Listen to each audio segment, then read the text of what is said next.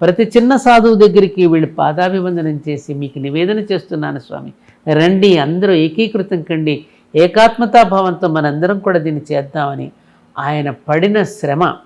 డబ్బుకి ఇబ్బంది పడితే పుల్లారెడ్డి గారి దగ్గరికి వచ్చినప్పుడల్లా వారు పాపం ఎంతో సహకరించి ఎన్నో రకాలుగా చేసిన ఆ మహానుభావులు లేరే అని అనిపించింది. కానీ మళ్ళీ నాకు నేను సమాధానం పరుచుకున్నా, తప్పకుండా ఈ ఉద్యమంలో మళ్ళీ తిరిగి జన్మించి ఎక్కడో వీళ్ళు ఉండే ఉంటారు అని అనిపించింది అక్కడ ఉన్న దీంట్లో. అశోక్ సింఘాల్జీ ఎప్పుడండి? 2015 కదా. ఇప్పుడు ఎంతండి? 2020. అంటే ఎన్ని సంవత్సరాలు అయిందండి మరి పరమపదించి? 2015 నుంచి ఇప్పటికి 9 ఏళ్ళు అనుకోండి. 15 నుంచి ఇప్పుడు అంతే, నీకు 24 అంతేనా? అంతే కదా. అక్కడ ఒక పిల్లాడిని చూశానండి నేను, సూరజ్ దాస్ అని, అయోధ్యలో. మీరు యూట్యూబ్కి వెళ్ళి చూడండి. ఆ పిల్లవాడు మాట్లాడుతున్నప్పుడల్లా ఏంటి అశోక్ ఏమైనా మళ్ళీ ఇలా పుట్టాడా ఏమిటి అనిపించింది నాకు. ఏం మాట్లాడుతున్నాడు, ఏం చెప్తున్నాడండి సమాధానాలు స్పాంటేనియస్గా, ఎంత అద్భుతంగా. అలా చాలామంది ఈ ఉద్యమంలో కొత్త కొత్త తరం వచ్చి అద్భుతంగా చేస్తున్నారు. ఇంకొక ఆయన వచ్చాడు, భాగేశ్వర్ ధామ్ సర్కార్ అని, ధీరేంద్ర సార్. వారవ్వా ఆ రామ. ఇప్పుడు ఒకటండి, ఎవరి ప్రయత్నం ఎవరి తపస్సు వాళ్ళది రాముడు నిలబెట్టడానికి. అక్కడ న్యాయస్థానంలో పరాశరన్ గారు, రామభద్రాచార్య జగద్గురు మహానుభావుడు, నేత్ర ఆయన అద్భుతంగా అలాగే హిందూ రాష్ట్రాన్ని కలవరిస్తూ ఈ భాగేంద్రధామ్ సర్కార్లో ధీరేంద్ర శాస్త్రి నిన్న ఛత్తీస్గఢ్లో లక్షలాది మంది ప్రజల తన కోసం. కుర్రవాడు ఎక్కడి నుంచి పుడుతున్నారు ఈ పిల్లలందరూ అనిపిస్తుంది. అంత ముచ్చటగా ఉందండి. వాళ్ళందరూ మాట్లాడుతుంటే, వాళ్ళ జ్ఞానాన్ని చూస్తూ ఉంటే, మీరు వీళ్ళందరూ ఎక్కడ వాళ్ళు? మళ్ళీ తిరిగి వివేకానందుడు అంటాడు, మళ్ళీ 1000 సంవత్సరాలు నేను మళ్ళీ జన్మిస్తూనే ఉంటాను.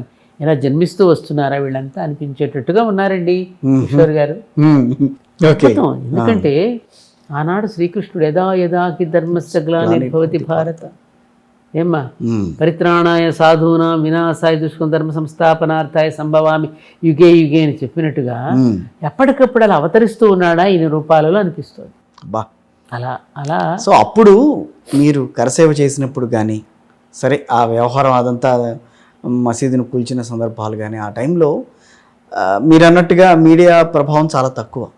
సో ఈనాడు ఈ రోజున అక్షింతల దగ్గర నుంచి ఎలా ఇవ్వాలి, ఇంటికి తీసుకెళ్ళాలి, అక్షింతలు ఇవ్వటం ఏంటి, దాని ప్రాసెస్ ఏంటి, ఇవన్నీ చెప్పుకుంటూ వచ్చారు చాలామంది. ఇవన్నీ చేశారు. ఆ తర్వాత దాదాపు వారం రోజుల నుంచే అయోధ్య రామాలయం నిర్మాణం అవుతోంది, అక్కడ ప్రతిష్ఠ జరుగుతోంది, రామ ప్రతిష్ఠ జరుగుతోంది అని చెప్పి చాలా మీడియాలు చెప్పుకుంటూ వచ్చినాయి కదా. సో అంత అక్కడ అలాంటి వాతావరణం కూడా కనిపించి ఉంటుందిగా మీకు. మొత్తం రాష్ట్రాల నుంచి, అన్ని రాష్ట్రాల నుంచి కూడా మీడియా వాళ్ళు అక్కడికి రావటం కానీ వచ్చారు. పాప లోపలికి ఎంటర్ అవటానికే వాళ్ళకి అవకాశం రాలేదు, కానీ తర్వాత వచ్చారు. కానీ ఆ ప్రభావం కనిపించింది. అంటే ఈ అక్షతలు అందరికీ ఇవ్వడానికి ఏమిటంటే కారణం, ఆనాడు చాలా మంది ఆ మాట అంటాను ఒకసారి, ముందు అక్కడ అక్షింతలు మనం మామూలుగా ప్రసాదం నైవేద్యం పెట్టిన తర్వాత ప్రసాదం తింటాము, అక్కడ అక్షింతలు ముందే ఇక్కడ ఇవ్వటం ఏంటా, ఇంకా ప్రతిష్ఠ జరగకుండా అని చాలా మంది మాట్లాడారు. పొరపాటు పడ్డారు. ఏంటంటే ప్రతిరోజు అప్పటి వరకు బాలరాముడికి పూజలు జరుగుతూనే ఉన్నాయి. ఓకే. ఇప్పుడు 1945 సంవత్సరం నుండి 49వ సంవత్సరం నుండి ఆ బాలరాముడు ఎప్పుడైతే ఆలయంలో వెలిశాడో, అప్పటి గోవింద వల్లభ్ పంత్ ముఖ్యమంత్రిగా ఉన్నప్పుడు ప్రభుత్వమే పూజారికి జీతం ఇచ్చి బాలరాముడికి నిత్యము పూజ జరుగుతూ ఉంది. ఆ బాలరాముడి దగ్గర పూజ చేసినటువంటి అక్షతలు మనకు వచ్చాయి. ఇంత ప్రత్యేకంగా చెప్పిన వాళ్ళు చాలా తక్కువ అండి వచ్చాయి. ఆ అక్షతలు మనందరికీ కూడా పంపిణీ చేయటం అనేది.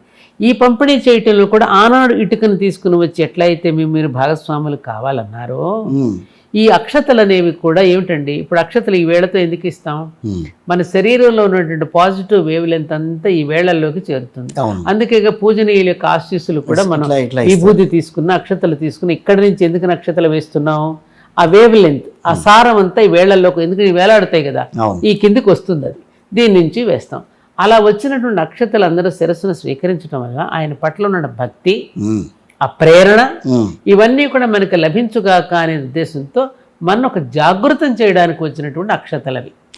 ఇదండి అసలు వాస్తవం అది జరిగింది. ఆ రోజు సాయంత్రం 5 దీపాలు వెలిగించండి అని చెప్పారు. వెలిగించారు చక్కగా అందరూ దీపావళి జరుపుకోండి అని చెప్పాడు ఆయన గట్టిగా. మరి రాముడు పట్టాభిషేకం దీపాన్ని జరుపుకోవాలి, దసరా జరుపుకోవాలి. దసరా అంతే కదా. దసరా పండుగ ఏమిటి, దీపాలు ఎందుకు వెలిగించుకుంటున్నాం? అనేక కారణాలు. రాముడు పట్టాభిషిక్తుడైనటువంటి రోజుగా కూడా భావిస్తాంగా రావణాసురుడు సంహరించి. దగ్గరగా వెళ్ళి చూడగలిగారా విగ్రహాన్ని? కాకపోతే క్షణకాలం పాటు అంతే, తోపుడు చాలండి, చాలు. కానీ చూసిన తర్వాత ఒక్కసారి అనిపించుంటుంది, కళ్ళమ్మ నీళ్ళు వచ్చి ఉంటాయి మామూలుగా కాదు. ఎందుకంటే అప్పుడు ఆయన కోసం అంత కష్టాలు పడ్డాము, అన్ని సంవత్సరాల పాటు కష్టాలు పడ్డాము, అన్ని గుర్తొస్తాయి కదా. ఆ రూపంలో కూడా శిల్పి నిజంగా మహానుభావ. ఆ శిల్పిలో ఎవరో ప్రవేశించి చేయకపోతే జరుగుతుందా అనిపించింది. వాళ్ళ గ్రాండ్ ఫాదర్స్ నుంచి మాకు తెలుసు. గ్రాండ్ ఫాదర్ మనం బెంగళూరులో ఉన్నటువంటి మా శివబాలి మహా ఆశ్రమంలో బ్రహ్మ విష్ణు మహేశ్వర టెంపుల్లో ఉన్నటువంటి శిల్పాలని వీళ్ళ తాతగారే చెక్కారు. వీళ్ళ కుటుంబం అంతా అటువంటి కుటుంబం. మైసూర్లో మంచి శిల్పులు చక్కగా సాలగ్రామ శిలను ఆ విధంగా తీసుకొచ్చి మన సౌత్ ఇండియా యొక్క ప్రతిభను అక్కడ నిలుపుకున్నట్టు అయిందండి.